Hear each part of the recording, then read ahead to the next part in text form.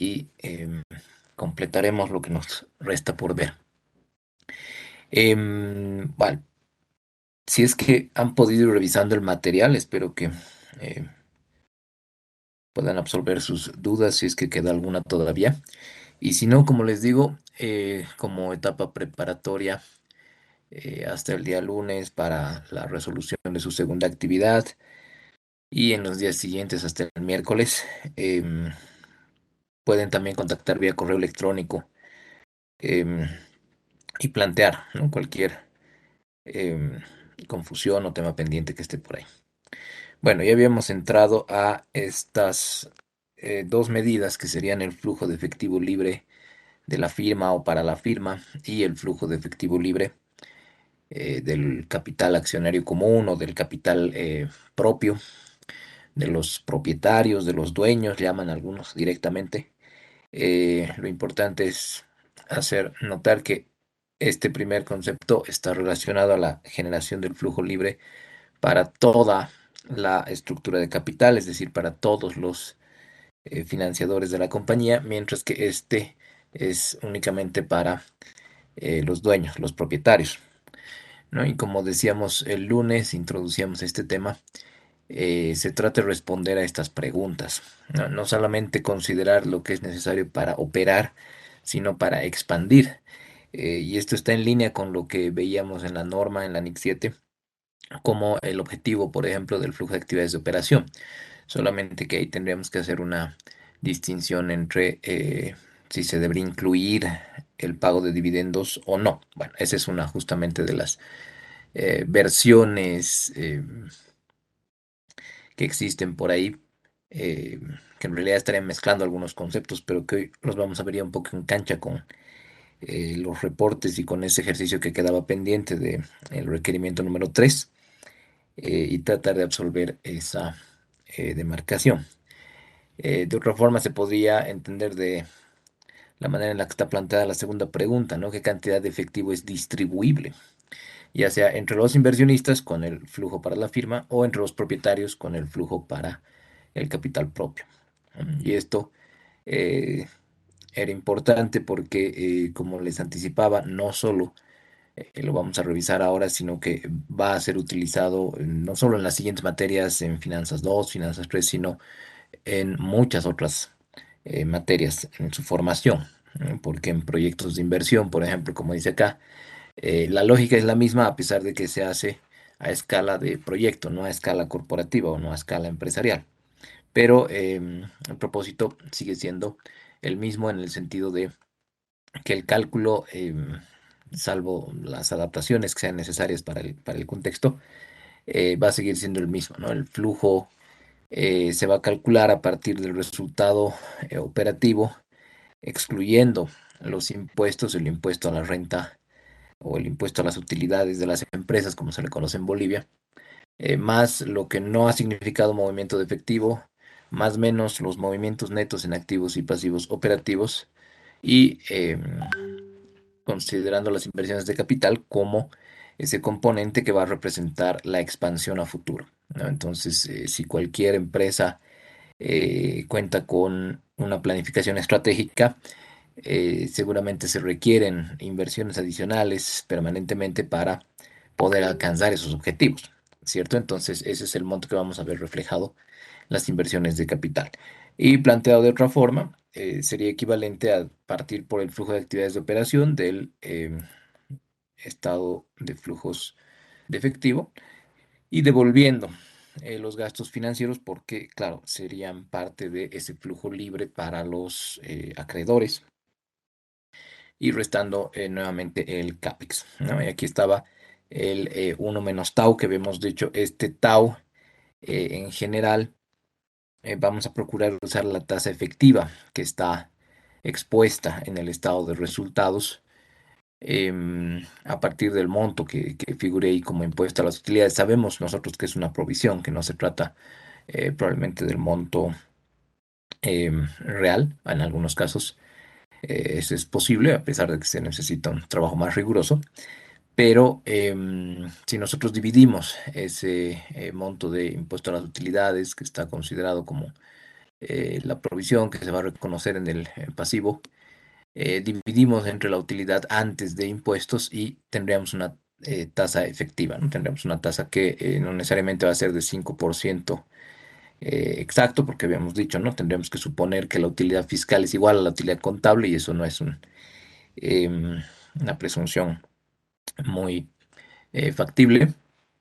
Y ahí vamos a tener seguramente un 24, un 23 o lo que sea que aplique a la compañía en particular, porque bueno, ustedes saben que ese proceso, si es que no lo han visto ya o si es que lo van a revisar en otra materia, atraviesa por un análisis de la imponibilidad de ingresos y la deducibilidad de gastos. Entonces es la razón por la que se van a distanciar, ¿no? El resultado contable del resultado fiscal. Así que nosotros vamos a procurar que, como habíamos dicho, ¿no? Si es que está ahí el dato, usemos esa tasa efectiva. Y si no está, pues hasta vamos a prescindir de ese componente porque vamos a preferir que tengamos una equivalencia entre las formas en las que podemos emplear esas dos fórmulas. Em, si es que tuviéramos acceso al ITC, por ejemplo, ¿no? Al informe tributario complementario, si es que tuvieran acceso al anexo 7 sí se podría agarrar y adoptar el 25% exacto, ¿no? Que es nuestra alícuota normativa. Pero rara vez contamos con acceso a ese nivel de información, salvo que ustedes estén trabajando al interior de la compañía. Así que si es que se presenta el dato en el estado de resultados, ustedes calculan la tasa efectiva y aplican este uno menos tau.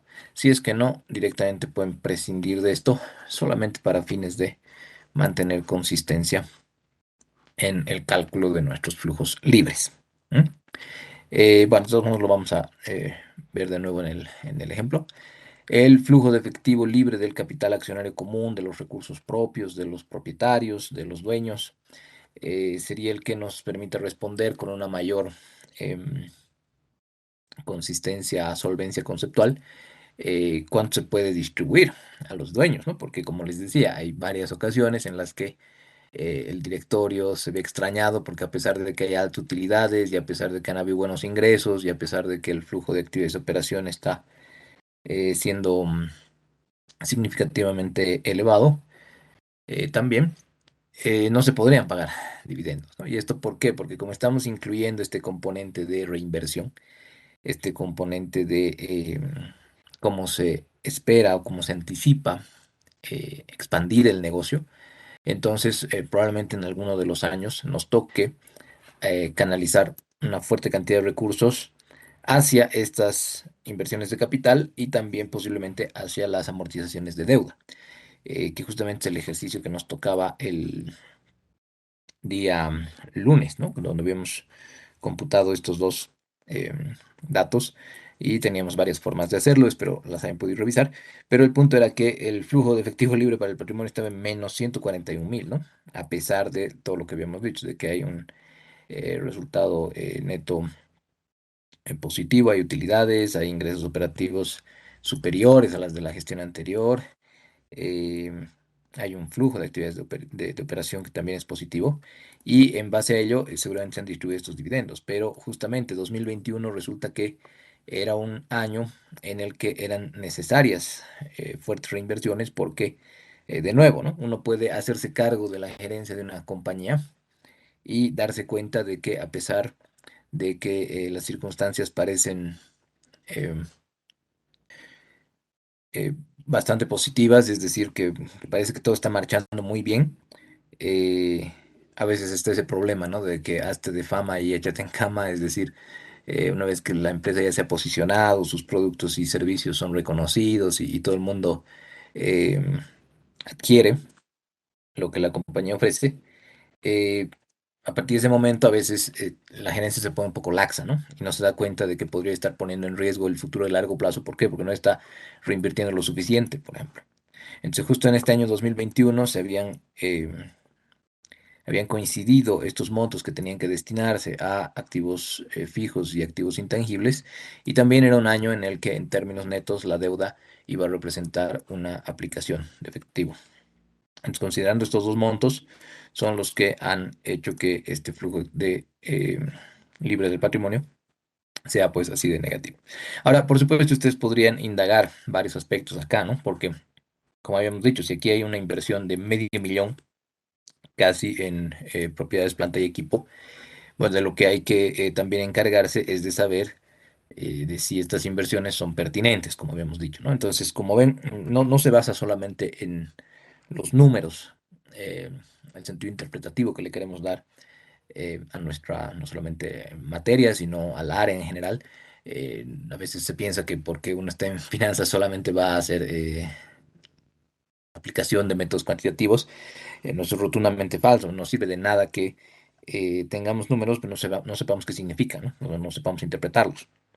Entonces, ahí alguien ya cada vez con mayor agudeza podría decir, ok, está muy bien, porque en este año me demuestras que estás reinvirtiendo y que esto no necesariamente es algo negativo, ¿no? Sino pedirle al directorio, a los dueños, que por esta gestión no se paguen dividendos, pero asegurándoles qué cosa, que gracias a estas nuevas inversiones que posiblemente se vayan dando en años siguientes, este desempeño comercial, por ejemplo, este desempeño en términos de las ganancias o pérdidas, se va a ir potenciando, pues, ¿no? Gracias a las nuevas inversiones, reemplazos de tecnología, vamos a ir expandiendo el negocio, qué sé yo, exportando, abriendo sucursales fuera del país, en fin.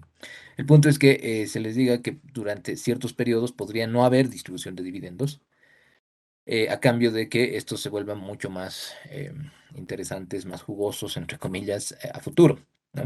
Y eso es a lo que me refería al final de la última sesión, ¿no? Cuando poníamos que, revisando un poquito la norma, según lo que establece el Annex 7, es el flujo de actividades de operación el que debería alcanzar tanto para pago de dividendos como para pago de deuda, las amortizaciones de deuda y inversiones de capital, ¿cierto? Y obviamente sabríamos si es que esto ha alcanzado para el normal desenvolvimiento, como decía, es decir, para la normal actividad de la empresa, para las operaciones normales, si es que esté en positivo, ¿no? Bueno, el tema aquí es que les decía que si esto estaba por encima de uno o por encima o igual a uno, significa que el flujo de actividades de operación sí estaba alcanzando para estos tres componentes, ¿no? Tanto para las operaciones como para los dividendos, como para la deuda y como para el CAPEX, ¿no? Entonces, a lo que me refería con esta situación de acá, de plantearles, ¿no? A los dueños como asesores, como consultores, analistas, es el hecho de que, bueno, si bien entre 2021 y 2022, por ejemplo, se van a hacer fuertes reinversiones y se va a terminar de pagar la deuda para luego contratar instrumentos todavía más eficientes, entonces se trata como que de como de un ciclo, ¿no? Porque esto es como si en una línea del tiempo viéramos que el flujo de actividades de operación, como este mayor o igual a uno, eh, les decía, es casi una alquimia financiera, ¿no? Sería una muy buena salud financiera de que el flujo de actividades de operación esté alcanzando para todos esos aspectos. Entonces, a veces lo que tienen que hacer las firmas es priorizar. Y con priorizar nos referimos es que ponemos más o menos una especie de ciclos largos, ¿no?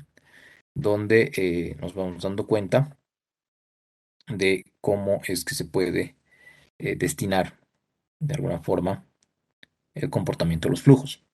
Entonces ahí he hecho los tres en el mismo color, pero el punto es que también se podría dar este tema para salvar a veces a la compañía, en que cada uno de esos involucre los componentes que están arriba, ¿no? Es decir, el flujo de actividades de operación lastimosamente no está siendo lo suficientemente alto como para cubrir los tres. Está en positivo, pero no está siendo suficiente para cubrir la suma en el denominador.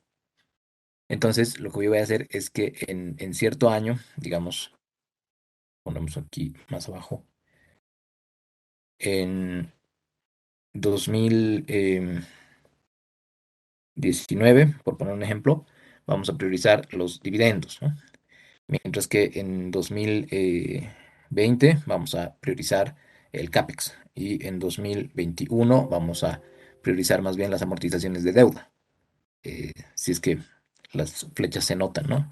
Y esto es porque en cada uno de estos años vamos a ir comportando como ciclos, vamos a ir priorizando diferentes aspectos porque todavía no estamos logrando que el flujo de actividades de operación sea lo suficientemente grande como para cubrir a los tres, ¿no? Bueno, esta es una alusión que se usa cuando, de nuevo, no se puede dar este criterio que sea mayor o igual a uno, y por ende termina siendo algo que se tiene que priorizar año a año. Pero esta sería una manera de explicarles a los dueños que si bien este año se están cortando, por ejemplo, los dividendos, luego, gracias a la planificación que se está haciendo, dentro de 5 o 10 años, pues ya podríamos tener un FEAO que alcance para eh, todos los aspectos que señalábamos en base a la norma y obviamente dándoles monitoreo y seguimiento a través de los flujos libres, ¿no? O sea, en este año, en esta gestión 2021, por ejemplo, en el caso que hemos visto, tendríamos razones para decir no, que no se paguen dividendos,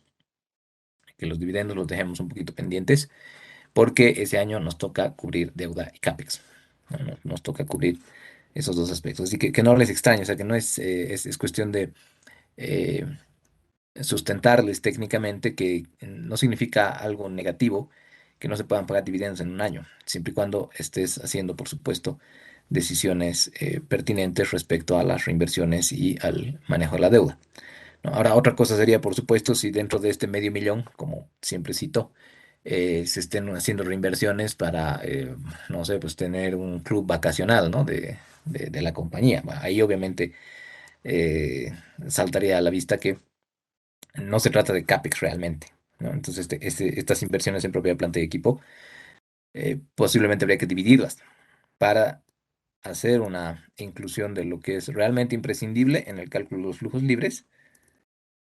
Ahí, por ejemplo, en la segunda versión, ¿no? En este cálculo de los flujos libres teníamos el CAPEX ahí, desde las actividades de inversión, los dos elementos que hemos decidido incluir, y del otro lado lo propio, ¿no? Entonces habría que demarcar eso y saberlo reconocer. Bueno, esos serían los detalles adicionales que terminábamos de mencionar sobre el lunes. No sé si habría alguna consulta, algún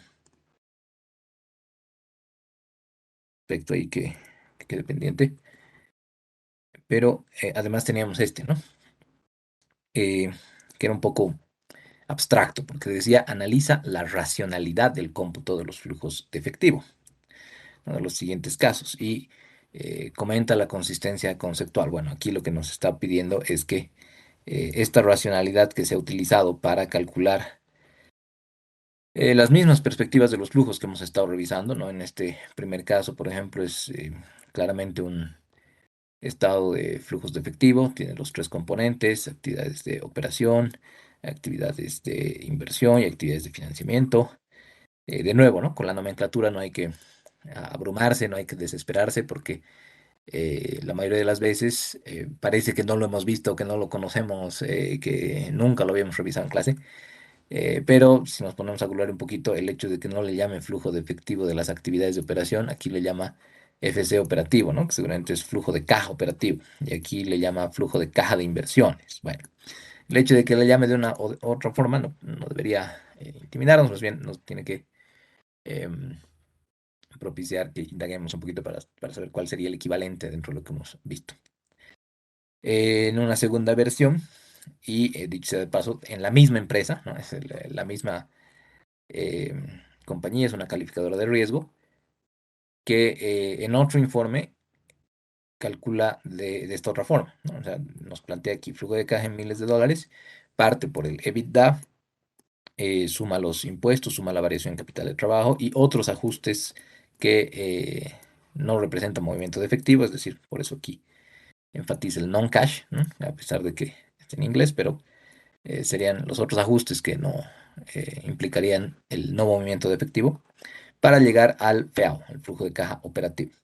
Solamente que el FEAO solo lo utiliza aquí haciendo esta métrica, el flujo de caja operativo, que además aquí ya lo pone en inglés, ¿no? Es cash flow from the operations sobre EBITDA, en porcentaje. Este también lo vamos a revisar más adelante. Pero en realidad aquí solo quiere el flujo de caja operativo para luego incluir el CAPEX y llegar al flujo de caja libre, ¿no? Que le llama acá. Y aquí estaría el FCFF, como, como hemos dicho, que es la abreviatura en inglés. Em, y esto es excluyendo venta de activos y fusiones y adquisiciones, ¿no? MIA es Mergers and Acquisitions. Pero bueno, como algún rato hemos hablado, este es un área también en la que hay bastante Spanglish, así que es cuestión de nuevo, ¿no? Indagar un poquito, googlear y ahí ya tenemos las respuestas. Y bueno, aquí hay algo curioso porque el gasto financiero lo lleva después para llegar al flujo del patrimonio, pero vamos a ver que sí podrían haber otras versiones de la racionalidad, pero todas al final tienen que llegar al mismo resultado, ¿no? Esta es otra de AESA, donde vamos a ver lo mismo, ¿no? Parte del EBITDA, suma devuelve. Ah, no, en este caso directamente ya los deduce, los intereses, hace algunas métricas, algunos ratios ahí de porcentajes y trata de incluir un componente en efectivo de los impuestos, que esto, como decía en algún momento, es un trabajo muy tedioso de hacer, así que nosotros vamos a asumir de nuevo, ¿no? Que la provisión es una buena representación de cuál sería el impuesto a las utilidades. Luego hay dividendos asociados a intereses no controlados, que esto tendría que ver cuando la compañía es dueña em, de otras subsidiarias, vamos a decir, es tenedora de otras compañías más pequeñas, pero en la mayoría de los casos en nuestro entorno no se usa. Y vamos a ver este, ¿no? Que es otros conceptos antes del flujo generado por las operaciones, que una vez incluido esto, vamos a llegar al flujo generado por las operaciones. Este sería el equivalente al flujo de efectivo bruto que decíamos, o resultado neto ajustado, porque si ven más abajo, lo único que termina luego incluyendo es la variación del capital de trabajo. Ahora, en este caso en particular, toma el capital de trabajo únicamente como las cuentas que tradicionalmente en una versión más clásica estaban asociadas a este concepto, que serían las cuentas por cobrar, por pagar y los inventarios. Ahorita vamos a ver cómo demostramos esto, pero la idea es igual, llegar, ¿no? al flujo de caja operativo y luego llegar al flujo de fondos libre. Así que eh, hagamos eso,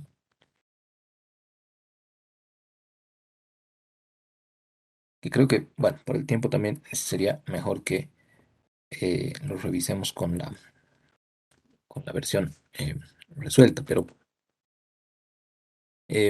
podríamos partir que en el primer caso, ¿no? Lo que de nuevo estamos tratando de hacer es tomar esta racionalidad. Si se fijan, es la misma disposición de las cuentas la que hemos replicado aquí. Esta, sabemos que parte por el EBITDA, pero estamos aquí problematizando que el EBITDA podría también ser calculado de muchas formas. Ahora, esto parecería que es mm, muy ambiguo, ¿no? Porque si habíamos dicho que el EBITDA es el resultado operativo devolviendo las depreciaciones y amortizaciones, bueno, aquí podrían haber diferentes perspectivas. Hay quienes lo toman muy literal y dicen, ok, que solamente se devuelvan las depreciaciones y las amortizaciones para el cálculo de este EBITDA. Pero hay otros que, como les comentaba ese día, ¿no? Agarran y dicen, no, pero es que dentro de estas cuentas también hay otras partidas que no son de movimiento de efectivo. Y si estamos tratando de generar un representante del flujo lo más próximo posible, entonces tal vez deberíamos incluir los otros números, ¿no? Entonces, esa es la razón, me pasaría aquí ya directamente por temas de tiempo. em, Esa es la razón por la que aquí abajo, digamos en el primero, ¿no? La ganancia operativa la vamos a obtener del estado de resultados, sería la misma que está ahí arriba. Luego tendríamos estas partidas que no generan movimientos de efectivo en conjunto. ¿Por qué tenemos aquí el conjunto? Porque no se hace una demarcación. como en este otro caso en relación a los ajustes que no están en efectivo, ¿no? Aquí hay un componente en la segunda versión que mostrábamos, donde hay ajustes non-cash que no son en efectivo, que serían como el resto de de las partidas que no representan movimiento de efectivo, a pesar de que ya se parte con el EBITDA, ¿no? En cambio, en el otro caso, por lo que se expone, no habría ningún otro lugar en el que podrían ir esas otras partidas que no generan movimiento efectivo. Entonces, aquí partiríamos con la ganancia operativa, pero tendríamos todo el bloque de partidas que no generan movimientos de efectivo, que sería el que está aquí en el estado de flujos, para copiarlo acá y llegar a este EBITDA. Entonces, eh, anticipándonos un poquito, revisaremos en el segundo caso. Como decimos, este es el primero. En el segundo, como se parte por el EBITDA y luego hay un componente que está señalando ajustes non-cash, obviamente ahí podemos suponer que está tomando el EBITDA en una literalidad. Y esto se los voy a mostrar ahorita con un ejemplo para que vean que en un mismo informe pueden haber perspectivas que hasta podrían parecer que se contradicen.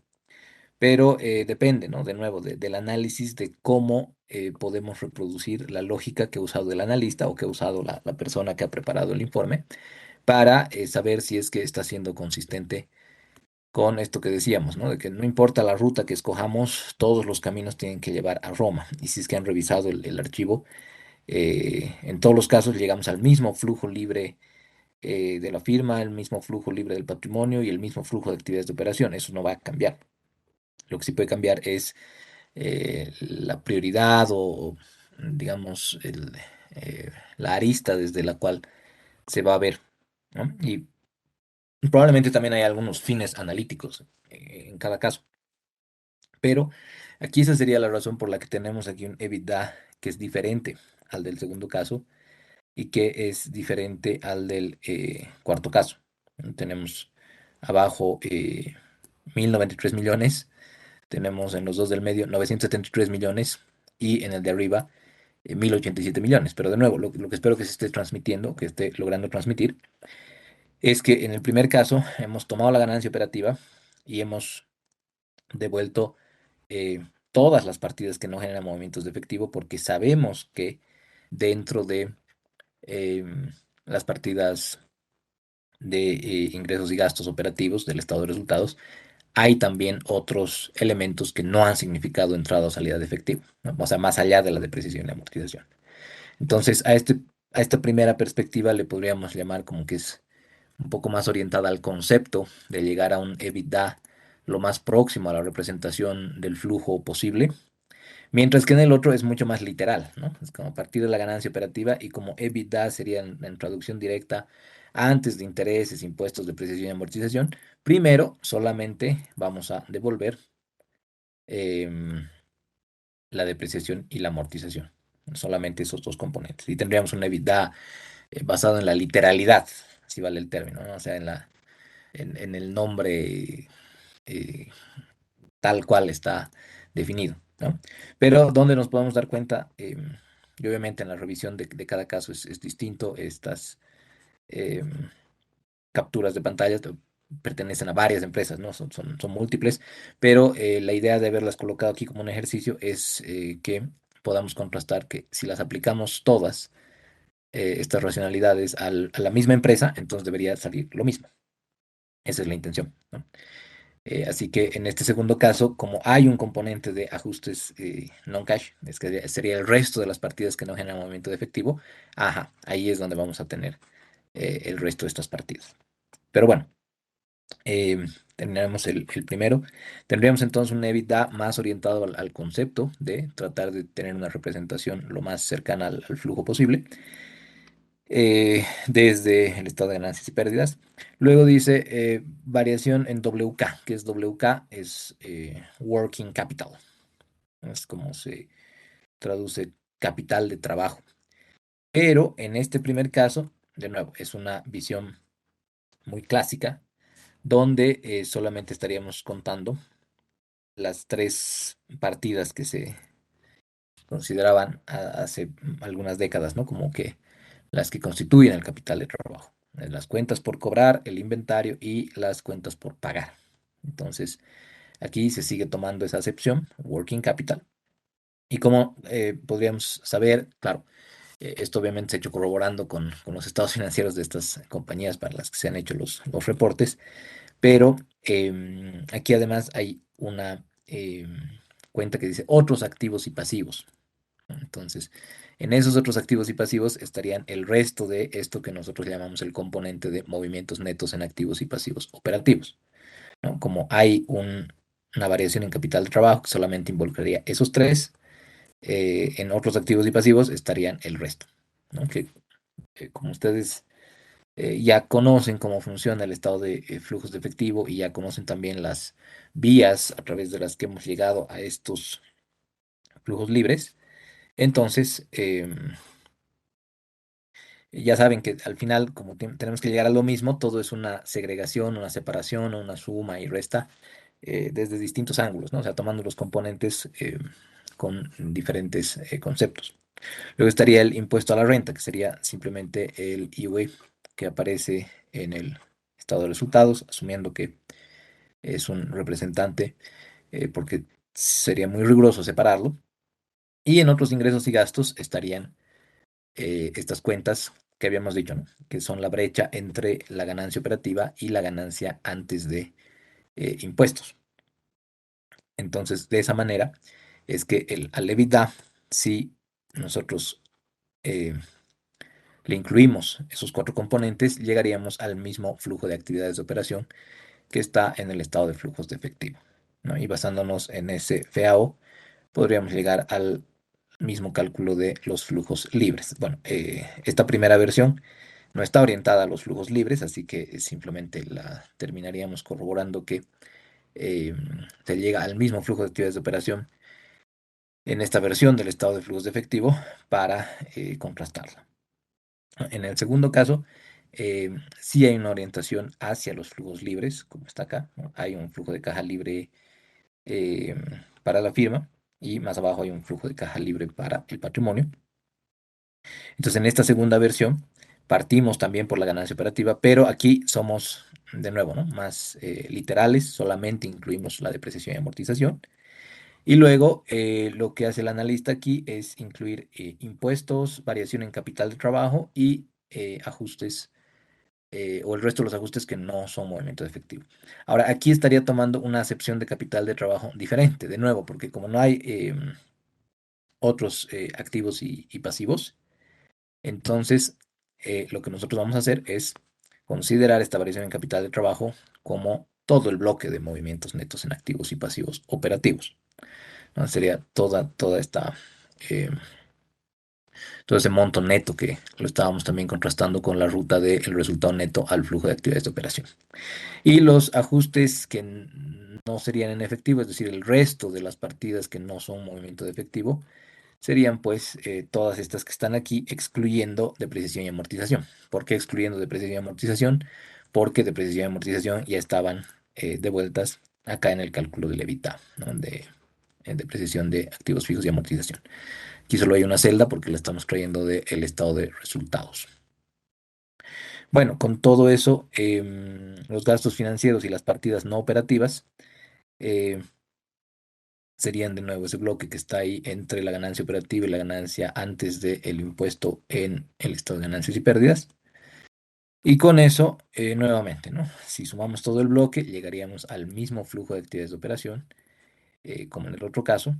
Y aquí ya el FELF lo estaríamos calculando igual sobre el flujo de actividades de operación, pero en los siguientes dos ya podríamos desmenuzar ese cálculo. Bueno, aquí partiríamos con el mismo EBITDA en el tercero, este que ya es de AESA, en el que vamos a revisar una diferencia que está acá, en otros conceptos antes del flujo generado por las operaciones, le llaman ellos. Y justo está aquí, lo estaba preparando con algunos, sí, con algunos reportes que vamos a ver. ya en el siguiente tema, pero aquí como preámbulo nos sirve bastante. Bueno, este es el informe de calificación de Telecel al 31 de diciembre de 2021, aunque aquí solo está llegando a septiembre por alguna razón, pero nos sirve para lo que quiero mostrar. Ah, asumiremos, por ejemplo, eh, ahorita abro el juego de estados financieros, pero aquí, ¿qué es lo que hace? Toma el EBITDA y le resta los intereses y le resta el impuesto a las utilidades. Y luego tiene este monto que se llama otros conceptos antes del flujo generado por las operaciones. En nuestro caso, como ya la depreciación de activos fijos y amortización está sumada, o sea, está de vuelta, esos otros conceptos solamente serían el resto de las partidas que no generan movimiento de efectivo y el resto de los activos y pasivos operativos sin considerar esta acepción clásica de capital de trabajo. Es decir, no estoy considerando ni cuentas por cobrar, ni inventario, ni cuentas por pagar.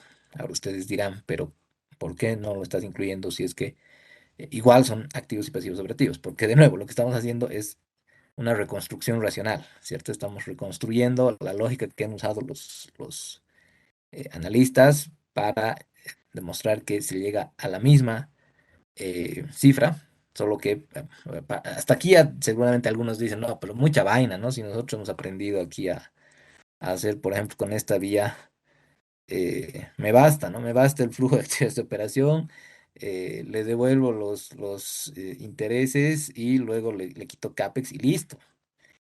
Bueno, nuevamente, em, cada quien tiene algunas prioridades analíticas, entonces para algunos es necesario reflejar todos estos montos, estos procedimientos em, en sus distintos objetivos, ¿no? También de análisis. Especialmente con el EBITDA, como les decía, ¿no? Hay mucha gente que lo enaltece. Yo particularmente pienso que el EBITDA está muy, muy sobrevalorado en términos de lo que muestra, porque como tenemos la posibilidad de ir directamente a los flujos de efectivo, pues no necesitaríamos, digamos, una mirada intermedia rápida, ¿no? Si tenemos la posibilidad de armar estos niveles. Pero les decía, ¿por qué estos otros conceptos van a ser el resto de las partidas que no generan movimiento de efectivo? Eso tiene sentido. ¿Por qué? Porque ya hemos devuelto la depreciación y la amortización. Pero en el otro caso, serían el resto de los movimientos netos en activos y pasivos operativos, exceptuando cuentas por eh, cobrar, por pagar y los inventarios. Ahora, esto es a lo que me refería, ¿no? Si nosotros sumamos esos cuatro, vamos a tener esto que a esa le llama flujo generado por las operaciones. Y que de repente alguien me dice, entonces no sería tanto el flujo de efectivo bruto porque hay algunos conceptos de movimientos netos en activos y pasivos operativos. Sí, efectivamente, esa sería una muy buena observación, una deducción bastante elevada. Pero ¿dónde está la revisión de que luego, según esta lógica, luego del flujo generado por las operaciones, aquí hay un margen, pero es un porcentaje, no tiene nada que ver. Luego de este flujo estaría la variación en capital de trabajo neto. Y si se suman estos 554.000 más los 138.000, recién se llega al flujo de actividades de operación, con esa variación en capital de trabajo. Entonces, en la variación de capital de trabajo, ustedes ya anticiparán que ahí sí estamos incluyendo esos tres, ¿no? Y de esa forma es que llegamos al flujo de actividades de operación. Ahora, ustedes dirán, no, pero ¿cómo sabes, por ejemplo, ¿no? Que aquí está usando solamente esos tres? Porque, de nuevo, hay que hacer la revisión contrastándola con em, los estados financieros, pues, de la empresa.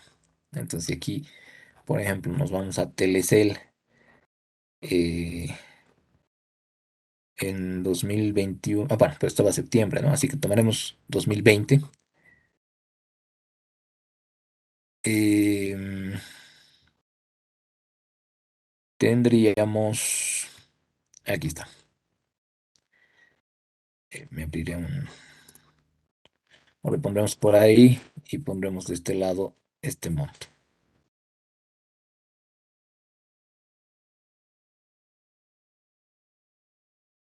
A ver, aquí únicamente tendríamos que considerar cuentas por cobrar comerciales, eh, inventarios y deudas comerciales, ¿cierto? De nuevo, asumiendo esa versión ya un poquito eh, obsoleta, me llamaría llamar, eh, pero que, bueno, sigue siendo parte de, ¿no? Entonces aquí, a ver, nos haremos un campito y diríamos, ¿no? Cuentas por cobrar, inventarios y cuentas por pagar. Entonces aquí tendremos ese menos 178.359.087. Luego tendremos 2.381.407, es decir, este de acá que era el de los inventarios.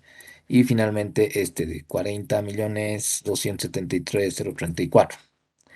Y la suma de esos tres serían 135.704.000, ¿no?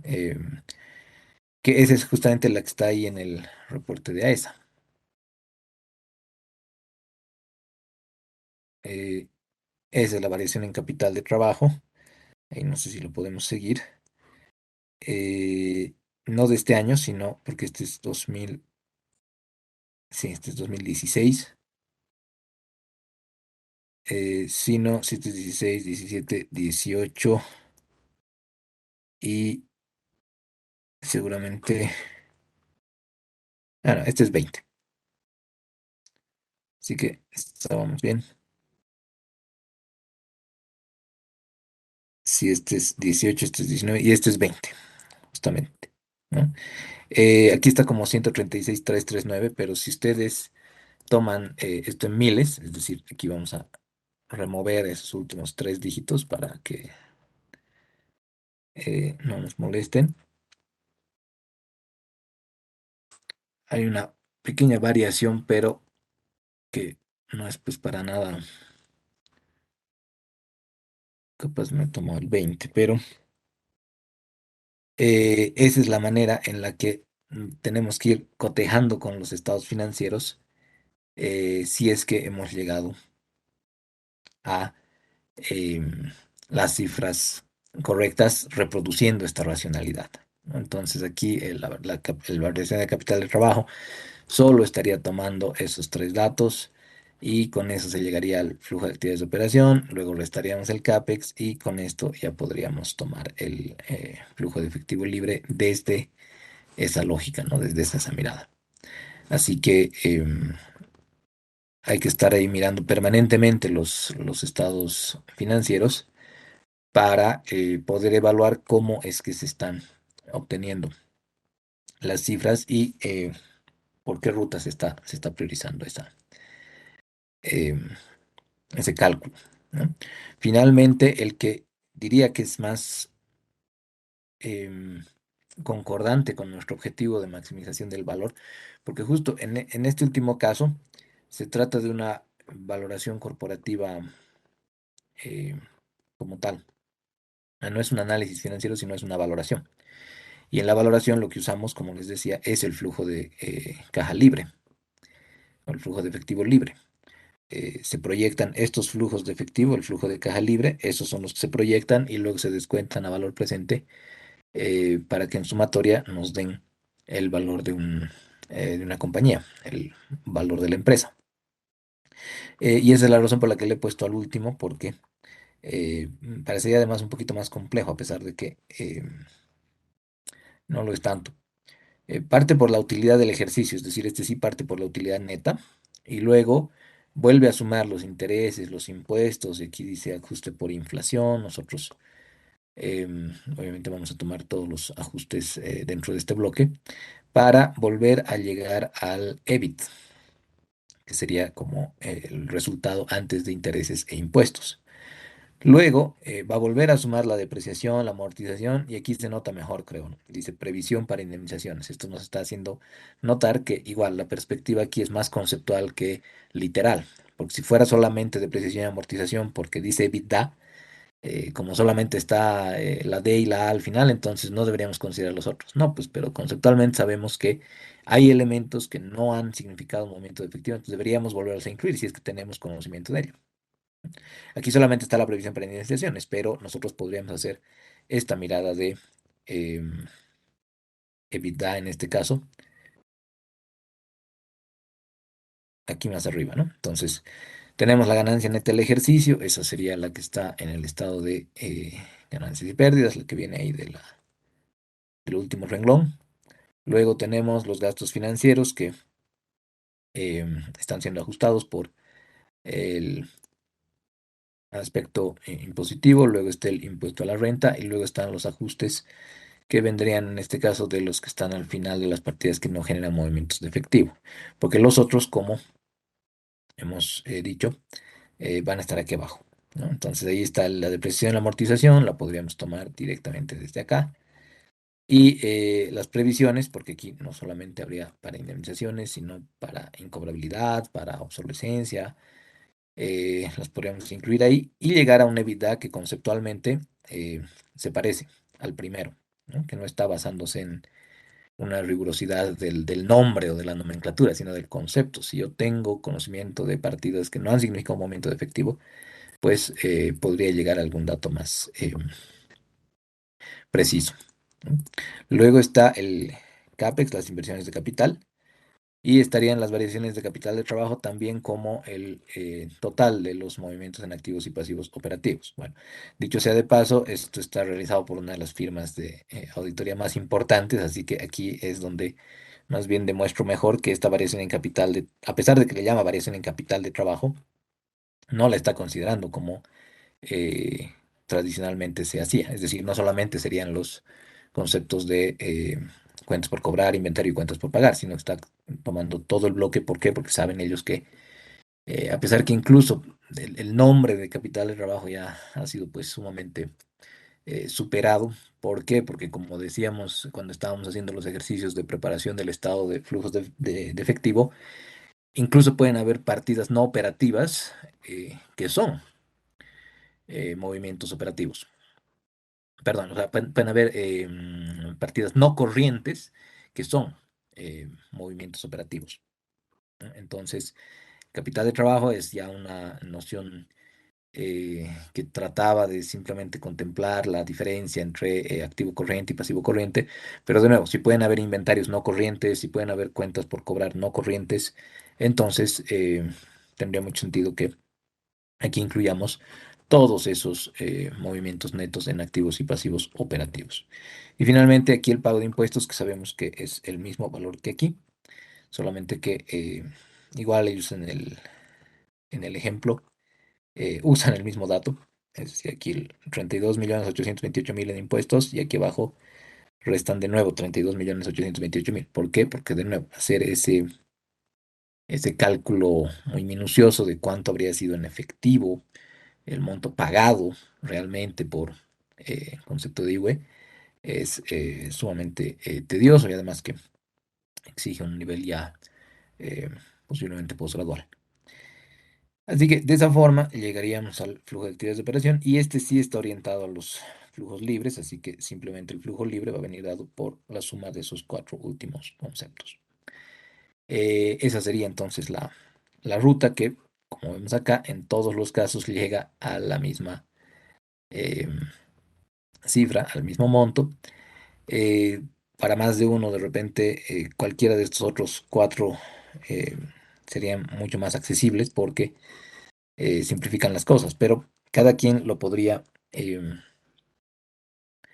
utilizar en todo este ejercicio, que también es parte del entrenamiento, de la comprensión, ¿no? De que cuando veamos ahí, como les decía, aquí podemos ver algunos ejemplitos, ¿no?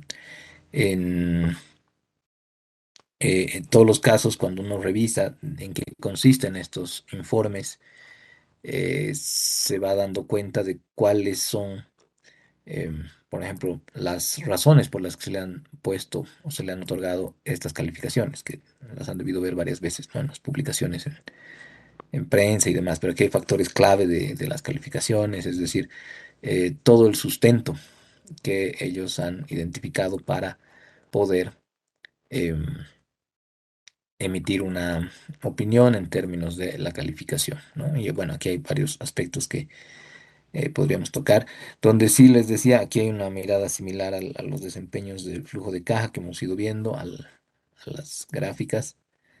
Em, Aquí,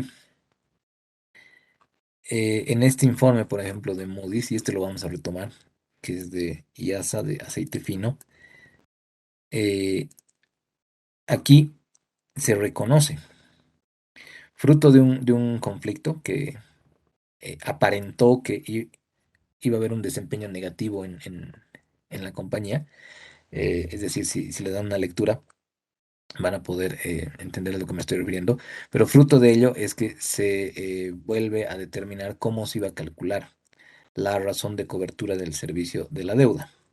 Pero aquí, como les decía, podría haber algo que puede parecer contradictorio, porque aquí justamente estaríamos viendo la versión o el enfoque conceptual del EBITDA.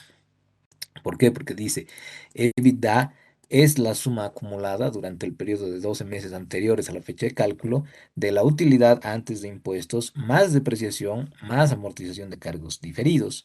Pero, de nuevo, si fuera la literalidad de EBITDA, la cosa se acabaría ahí, ¿no? Pero aquí se reconoce conceptualmente que además está la previsión para indemnizaciones, la previsión para incobrables, la previsión para intereses por financiamiento, más otros cargos que no representan una salida de efectivo. Aquí está, ¿no? Más otros cargos que no representan una salida de efectivo. Entonces, este es un enfoque que ya llamaríamos, es conceptual del EBITDA, no es una literalidad crítica, es decir, no es una literalidad mecánica, ¿no? A letra muerta hay gente que agarra y dice, ¿por qué es EBITDA? Entonces solamente le sumo depreciación y amortización y listo, ¿no? ¿Por qué? Porque la fórmula dice, digamos. Pero de nuevo, o sea, no se trata más bien si estás intentando emplear este EBITDA como un representante del flujo de efectivo, entonces sabes que todos estos montos de previsiones y otros cargos que no representan salida de efectivo te ayudarían a ser más preciso en eso. Entonces, aquí casi nunca se trata de letra muerta y demás, sino más bien de poder considerar, evaluar a qué se están refiriendo, no solamente las propias compañías, sino los analistas cuando están preparando sus informes. Ahora, ¿dónde estaría la contradicción? Bueno, si uno va más abajo, em, aquí, por ejemplo, ¿no? En lo que ha hecho Moody's para eh, emitir su calificación sobre IASA, ellos prefieren no utilizar em, la versión que ha dispuesto la propia compañía para el cálculo del VIDA. ¿Y cómo podemos darnos cuenta de eso? Porque si nos vamos aquí a las métricas de generación y vemos el EBITDA para el 2020, es decir, la fecha de cierre sería marzo de 2021, y cotejamos de nuevo, ¿no? Con los estados financieros.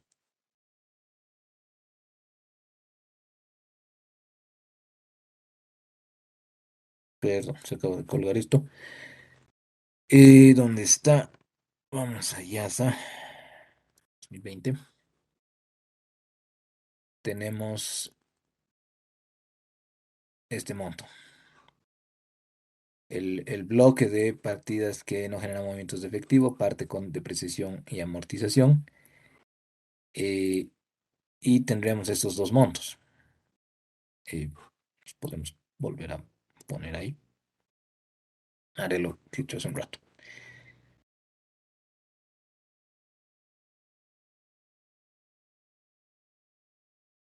Ahí está, nos vamos a prestar eso un ratito.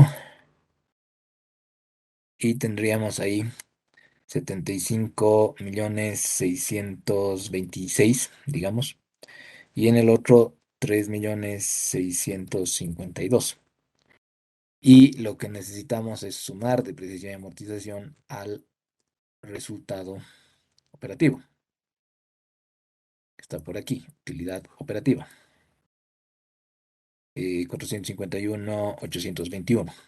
Ok, si sumamos esos tres, tenemos los 531.099 que están en el informe acá.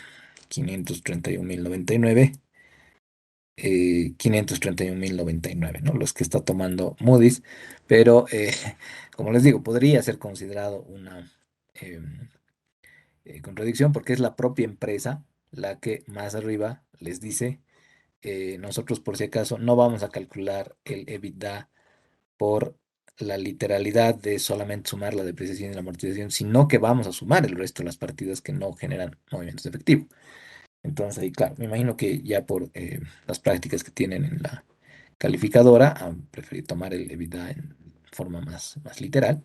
Pero bueno, las lecciones son varias, ¿no? Que hay distintas maneras, distintas formas de preparar. Aquí solamente para mostrarles de dónde están saliendo las distintas racionalidades que hemos visto. Aquí está, ¿no? La proyección, esta es la que hemos revisado, era la que venía del reporte también de IASA, pero de Pacific, que es otra eh, agencia de calificación, mientras que en Sobose, o creo que en Toyosa, pero aquí también seguramente hay una proyección. Sí, debe ser en Toyosa, pero aquí igual, ¿no? Hay una forma de proyectar el flujo de efectivo, porque en realidad estamos orientados a esto, como decíamos alguna vez. Tenemos que saber leer muy bien los flujos de efectivo y sus distintas perspectivas, porque lo que necesitamos es proyectar, pues, todos estos flujos a futuro, a largo plazo. Entonces, veremos este último de Toyosa. Esa sería la ruta que nosotros hemos seguido para ello. Entonces, aquí al final, no, incluso, sí, incluso este es diferente. Bueno, el último lo he debido extraer de algún otro reporte, pero aquí tiene una versión más tradicional, ¿no? Del flujo de caja. Y si bien le llama proyecciones, solo la hace a un año hacia adelante, así que no contaría como tal. Bueno, entonces queda demostrado ese requerimiento. Lo que estábamos pretendiendo lograr era que eh, podamos decir si efectivamente la racionalidad de todos eh, puede llegar a ser consistente para la preparación de el flujo de efectivo libre de la firma y el flujo de efectivo libre del patrimonio.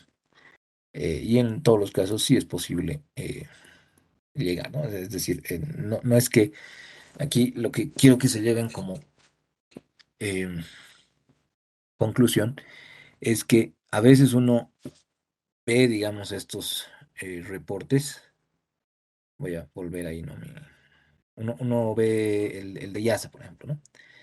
Y como parte por el EBITDA, ¿cuál es la primera conclusión a la que se quiere llegar? Ah, no, entonces a mí me han enseñado mal. ¿Por qué? Porque en la fórmula que me han dado a mí se partía por el resultado antes de intereses e impuestos. Ajá, pero más bien lo que estamos aquí mostrando es que las rutas pueden ser muy variadas, muy distintas. La gente aprende de distintas fuentes, ¿no? De distintas trayectorias profesionales, es decir, de gente que ha estudiado en lugares tan diversos que, bueno, puede darse, ¿no? Que uno prefiera o priorice una manera de calcular estos flujos libres. Y también hay otras versiones, como les decía, eso es válido, por ejemplo, en el caso de IASA, eso ya no lo hemos visto, pero más abajo, para calcular el flujo de fondos libre, incluye los dividendos comunes, pero esto en una mirada más cercana a lo que decía la NIC 7, ¿no? Cuando no sería el fin de el flujo libre, si es que más bien quisiéramos computar cuál es el monto disponible para los participantes de la estructura de capital o para los propietarios. No, no sería correcto, no sería em, idóneo incluir esos dividendos. Ahora alguien puede decir, sí, pero es que los dividendos igual hay que pagarlos y por tanto hay que considerarlos en el flujo libre, ¿no? Bueno, hay distintas posturas también en esto. No es que estemos regidos, como diríamos, normativamente, porque cuando a veces las cosas se vuelven excesivamente normativas, se mecanizan, ¿no? Y al mecanizarse, uno más quiere confiar en una fórmula para llegar y luego despotricar, ¿no? Decir, no, esto mal me han enseñado a mí. Si ustedes calculan así, a mí me han enseñado mal. ¿Por qué? Porque a mí me han puesto, digamos, otra fórmula. Y claro, la idea no es que repliques fórmulas.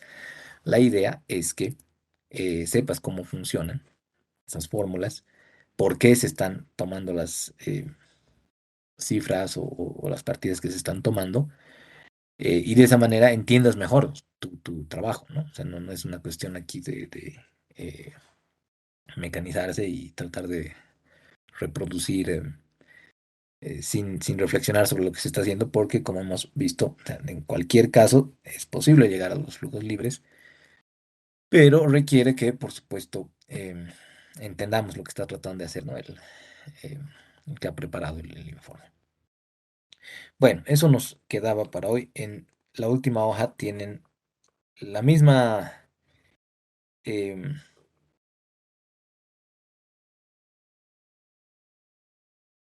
resolución, solo que considerando aquí el ajuste que habíamos dicho en su momento, ¿no? Aquí, a pesar de que no están así expuestos los estados financieros por parte de la compañía, sí hemos incluido la diferencia de cambio y los ajustes pertinentes. Así que aquí abajo, como saben, hemos puesto efectos de la diferencia de cambio y otros métodos de conciliación. Llegamos al mismo disponible inversiones temporales al final del periodo, solamente que aquí sí podrían cambiar los flujos libres. Obviamente todos llegan al mismo dato, pero podrían haber repercusiones, ¿no? Por ese pequeño cambio, que ya en este caso podemos ver no es tan pequeño, ¿no? Porque eh, en el caso del flujo libre de la firma, pasa de 41 millones a menos 20, ¿no? Un cambio de casi 60 millones de bolivianos. Entonces ahí es donde tenemos que empezar a pensar mm, eh, al final esto no es tanto de fórmulas o de replicar procedimientos eh, como si fueran perfectos, exactos y universales además, ¿no? En todos los casos, no es tan así. Bueno, lo dejaremos ahí. No sé si habría alguna consulta, comentario sobre esto. Y si no, pasaremos a los últimos ejemplitos al respecto para Eco. Gracias, Weimar. Em, sobre ya gráficamente qué es lo que quisiéramos ver, ¿no? Con esos dos flujos, las nuevas métricas que hemos aprendido. Pues bien, si bien en su momento teníamos a Telecel con los distintos componentes del estado de flujos de efectivo y la barra en amarillo que habíamos dicho, no, en realidad eh, no tiene mucho valor eh, analítico, y ya poderlo desplegar en términos de lo que está ahí abajo, resultado neto, flujo de actividades de operación, CAPEX, deuda. Como ven ahí, ya no solamente está el flujo de actividades de inversión completamente integrado, sino que estamos separando lo que es valioso en el largo plazo o las inversiones que sí son imprescindibles para darle cumplimiento a los objetivos de largo plazo, ¿no? Entonces, la brecha no es muy amplia. Las actividades de inversión tenían 839 millones, casi 840 millones. Sin embargo, de esos solamente 810 millones son considerados CAPEX, ¿no? La brecha en general no va a ser muy amplia, pero sí tendríamos nosotros que tratar de ser lo más rigurosos en demarcar, ¿no? Lo que son inversiones de capital para el futuro, o sea, conceptualmente, para darle cumplimiento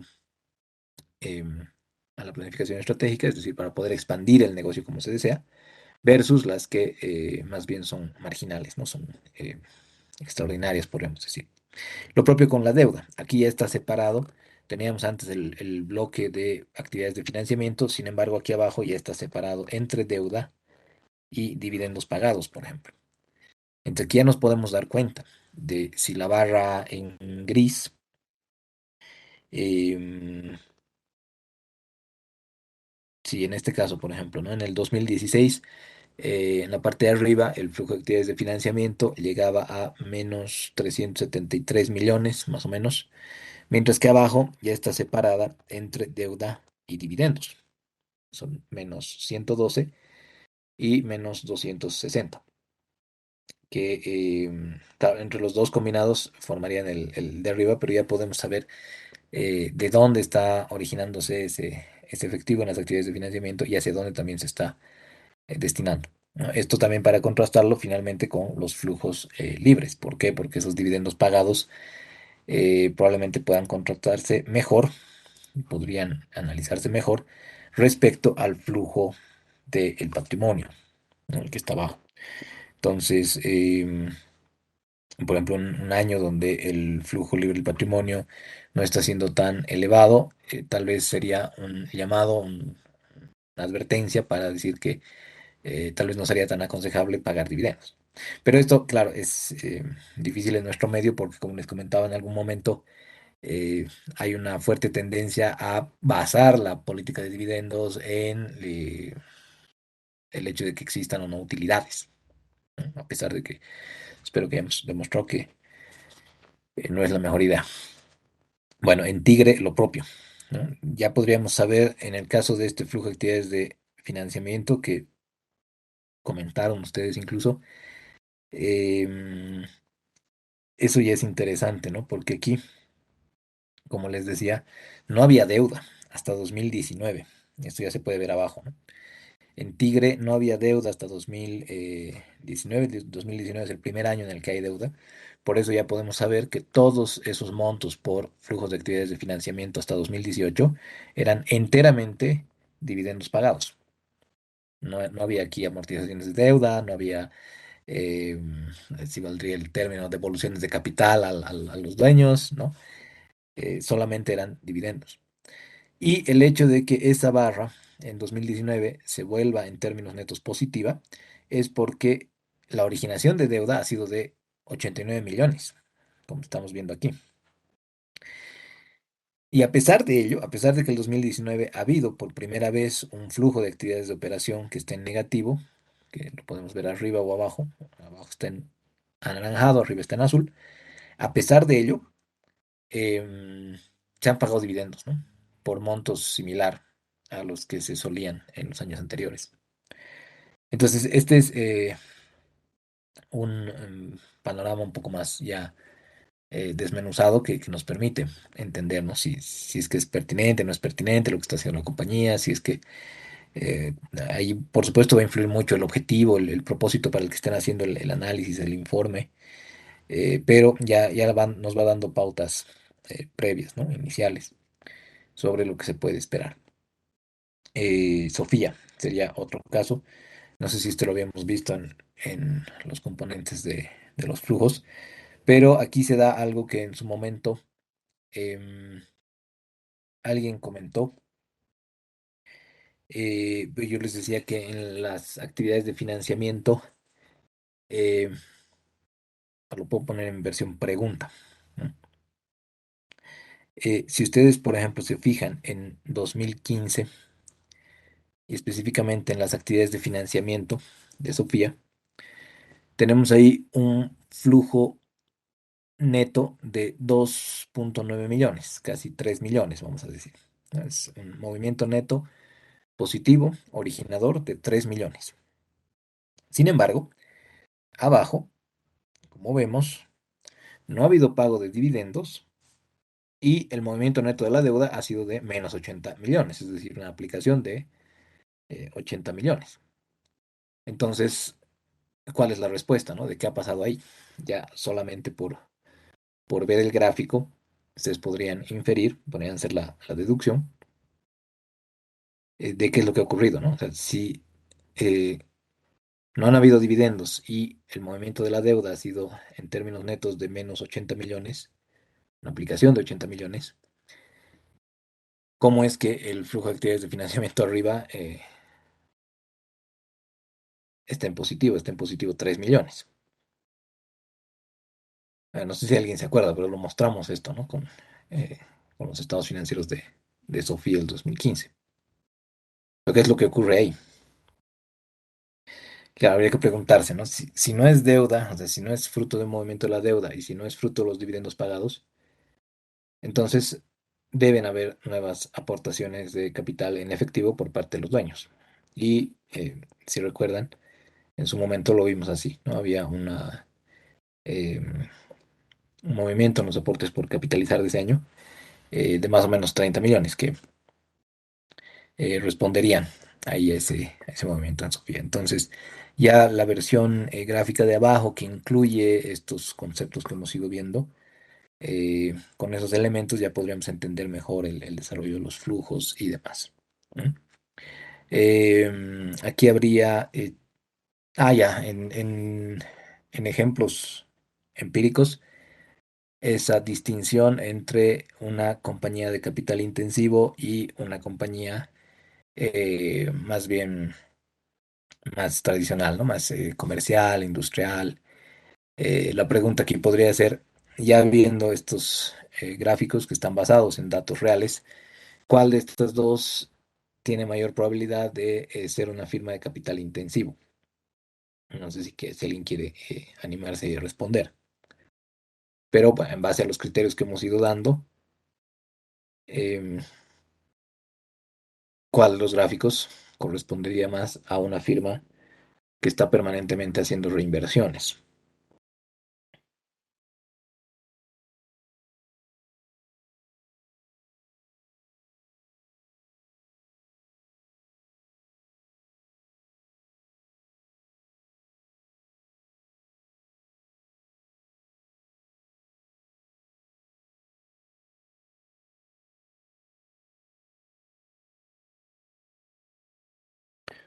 Bueno, justo para ver ahí solo eh, los nombres, arriba está Telecel y abajo está la Inti, ¿no? Ya con los montos provenientes de sus estados financieros. Y diríamos, ¿cuál es la que tiene, es una firma de capital intensivo? Bueno, Telecel es de capital intensivo porque principalmente trabaja en la estructura de su activo en propiedades, planta y equipo. Y esto hace que haya una fuerte devolución, entre comillas, en el bloque de partidas que no generan movimientos de efectivo, fruto de la depreciación y la amortización significativas. Entonces ahí, como vemos, el resultado neto puede llegar a ser como en 2018 de solamente 68 millones de bolivianos. Y sin embargo, el flujo de actividades de operación es de 1.127 millones. ¿Fruto de qué? Fruto de que la depreciación en esta compañía, solita la depreciación, está superando seguramente los 500 millones de bolivianos. Entonces, solo la depreciación es la que va em, generando un fuerte gasto operativo, pero que no es salida de efectivo real. Ahora, sobre eso, y como dato tal vez útil a futuro, si es que les interesa este tema, hay distintas posiciones sobre los que prefieren usar EBITDA versus EBITDA, por ejemplo. Es decir, sin excluir la depreciación, pero sí excluyendo las amortizaciones.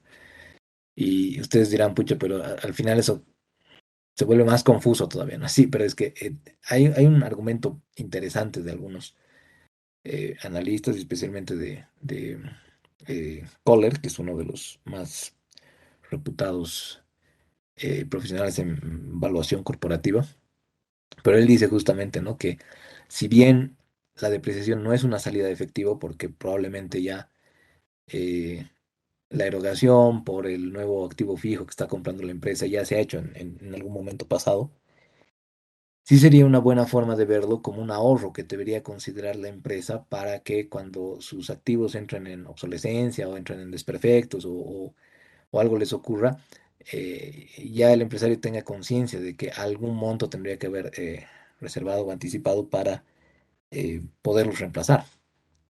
Entonces hay discusiones interesantes respecto al tema, ¿no? Sobre si eh, es mejor usar un EBIT o un EBITDA o un EBIT A directamente o un EBITDA ajustado se llama, o un evitar que tiene que ver con las rentas, ¿no? Siempre en el ánimo de que podamos comparar negocios que parecería que se dedican a lo mismo, pero en el EBITDA, por ejemplo, que excluye también las rentas, es decir, los alquileres, em, y también se puede hacer con los temas del leasing, pero eso ya es más complejo. Dos tiendas que están lado a lado vendiendo productos muy similares probablemente van a tener desempeños diferentes solamente porque una alquila el lugar y la otra es propietaria de la tienda. No sé si me dejan tener con ello. Em, Puede ser que sea un modelo de negocio comercial en ambos casos, que tengan la misma edad o que por lo menos sea similar y que ofrezcan el mismo producto, pero al final en términos de desempeño los vamos a medir diferente. ¿Por qué? Porque uno tiene propiedad sobre las instalaciones y el otro no, el otro las alquila. Entonces, para evitar estas distorsiones en las que podríamos incurrir al evaluar cómo le ha ido a cada uno de estos negocios. Entonces es que excluiríamos también el tema de alquileres, ¿no? Para tener, digamos, el negocio solamente considerando si estamos quitando depreciación, amortización y rentas. Claro, la depreciación en uno debería ser más fuerte porque es dueño de la tienda, pero en el otro no se vale porque como no está depreciando tan fuerte, sí está pagando un gasto operativo de alquiler. Entonces también lo vamos a excluir, ¿no? Por eso el evitar tendría esta connotación. Pero bueno, aquí la firma de capital intensivo, obviamente es Telecel. Abajo más bien vemos una mayor homogeneidad, ¿no? Incluso hay periodos, como les decía, ahí en 2016 y en 2018, hay años en los que los movimientos netos en activos y pasivos operativos representan un monto mayor al de las partidas que no generan movimientos de efectivo, en términos absolutos, ¿no? Porque aquí el 2016 son 88 millones eh, adicionales, digamos, de aplicación de recursos, pero las partidas que no generan movimiento efectivo solamente han sido 54 millones. Y el 2018 están bastante cercanos, 51 millones para las partidas que no generan movimiento de efectivo y los movimientos netos en activos y pasivos operativos son de menos 47 millones.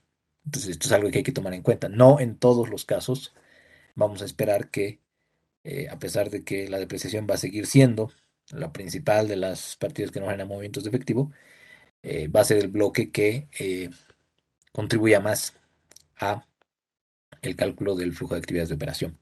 ¿Mm? Aquí hay otro de estos ejemplos. ¿Cuál de las dos es la firma de capital intensivo más probable? Bueno, entre las dos, allá arriba tienen a Sofía. Sofía, una empresa eh, agropecuaria, industrial, donde tienen niveles más homogéneos, ¿no? De eh, los bloques entre partidas que no generan movimientos de efectivo y movimientos netos en activos y pasivos operativos. De nuevo, ¿no? En 2014 es mayor el bloque de cambios en activos y pasivos en relación a las partidas que no generan movimientos de efectivo, 63 millones contra 40 millones. Entonces esto podría darse eh, en ciertos años de esa forma. En cambio abajo que tienen a YPFB Chaco, incluso esto era lo que mencionaba en su momento, ¿no? Hay años en los que hay pérdida contable o montos muy cercanos a cero, como en 2017, 2018, 2019, pero que son fuertemente compensados por la fuerte depreciación que tienen sus activos fijos. Entonces, en ciertas compañías, de nuevo, ¿no? Eso no se puede universalizar, pero en ciertas compañías no habría inconveniente del todo en que las utilidades no sean altas recurrentemente. ¿Por qué? Porque sabemos que el modelo de negocio funciona así, por ponerlo en otras palabras. En cambio, en otros casos, si tengo 2 años seguidos, ya más bien baja utilidad o incluso pérdida, ya me puedo estar preocupando, ¿no? Pero esto va a depender, no es una regla así que pudiéramos, quisiéramos, ¿no? Que fuera así simple en todos los casos, pero no es tan así. Bueno, finalmente, sobre los dividendos, aquí hay un poco de evidencia empírica en relación a Sobos y los Tajivos. Creo que en algún momento les había comentado que lo íbamos a revisar así. Aquí están, ¿no? Los dividendos contrastando con el flujo libre del patrimonio y hay cierta consistencia. ¿Por qué? Porque cuando estos montos son más elevados y aquí van de la mano con el resultado neto, es donde sí se están pagando más dividendos. Ahora, aquí no hay que olvidar que entre 2015 y 2016 la compañía se ha vendido, ¿no? Y tiene nuevos dueños. Entonces ya luego el desempeño ha sido diferente. Y abajo pasa lo propio, ¿no? Habían dividendos hasta 2016 y luego, si nos fijamos, a partir de 2017 se han cortado completamente los dividendos. Esto se puede reflejar abajo en las cifras. Ahora, ¿por qué si hasta cierto año había pago de dividendos, luego ya no hay? Bueno, cambio de filosofía gerencial. Decíamos, la familia Dura Medina vende Soboce, pero se compra los Tajivos y obviamente ya empiezan con otras perspectivas, ¿no? Ya no pagar los dividendos hasta que por lo menos la empresa se asiente con sus nuevos dueños y demás, ¿no? Y este último, que podría ser también un reflejo de la relación dividendos con flujo de efectivo libre del patrimonio, se refleja en Fancesa. En Fancesa hay dividendos hasta el 2017 y a pesar de que hasta ese año hay utilidades, esto sería valioso porque a pesar de que hay utilidad hasta 2018, en 2018 ya no se pagan los dividendos. Y esto más bien nos sonaría prudente en relación a todo lo que hemos dicho, ¿no? ¿Por qué? Porque si bien pueden haber utilidades, el flujo de efectivo libre del patrimonio ya es de bastante, ya es bastante negativo. Entonces se prefiere pagar nada de dividendos o incluso un poquito. Y lo propio pasa en el siguiente año, ¿no? Y que por no sé si error o alguna situación extraña, hay un monto positivo en los dividendos pagados en sus estados financieros, si se quieren fijar. Y en Toyosa lo propio. Aquí vean, el 2014 hay este nivel de pago de dividendos y en 2015 ya no se paga nada de dividendos, a pesar de que la utilidad crece. Entonces, ya uno diría, pero si la utilidad está creciendo, ¿por qué más bien ya no se pagan dividendos? Claro, pues que vean la caída en el flujo libre del patrimonio. O sea, si ya lo empezamos a tomar como criterio, no, obviamente no el único criterio, ni basarnos así en un negro blanco de que cuando hay flujo libre es válido distribuir y cuando no hay es completamente negativo, no, más bien requiere análisis más eh, riguroso, pero lo propio pasa después, ¿no? En 2016, ni en 2015 ni en 2016 se paga porque hay una caída de 2014 a 2015 en el flujo de, libre del patrimonio y luego se vuelve negativo. En 2017 vuelve a ser positivo y a pesar de que las utilidades están cayendo, ya se paga algo de dividendos de nuevo, se retoma el pago de dividendos en 2017 porque ya hay flujo libre del patrimonio para los dueños. Entonces ya en 2018, en 2019, se retoman, ¿no? Montos un poco más discretos que, o sea, me refiero más austeros que en relación a 2014. Y en 2019, a pesar de que esto vuelve a crecer, bueno, todos sabemos que 2019 ha sido una antesala para nosotros los bolivianos de que las cosas estaban medias inestables. Y en 2020, bueno, pues a pesar de que de repente hubiera querido tener un mejor desempeño, las circunstancias obviamente lo impidieron, ¿no? El año de pandemia, y a pesar de ello ha habido pago de dividendos, porque claro, ¿no? Una cosa ya es un evento sistémico como el que ha ocurrido. Así que bueno, yo lo dejaría ahí por ahora. Ya tendríamos nuestra siguiente parte de análisis financiero como tal, pero esto la subsiguiente semana porque el día lunes tendrían, reitero, su segunda actividad y el día miércoles su primer examen a través de Moodle. No sé si hasta acá habría alguna duda, algún comentario, pero por favor revisen el material que está en Moodle. Eh, Había que hacerlo hasta hoy. Y de todos modos, si es que tienen consultas o dudas, no duden en enviarlos al correo para dilucidarlas y que estén mejor preparados para la próxima semana. Eso hasta acá. No sé si quedaría algo más.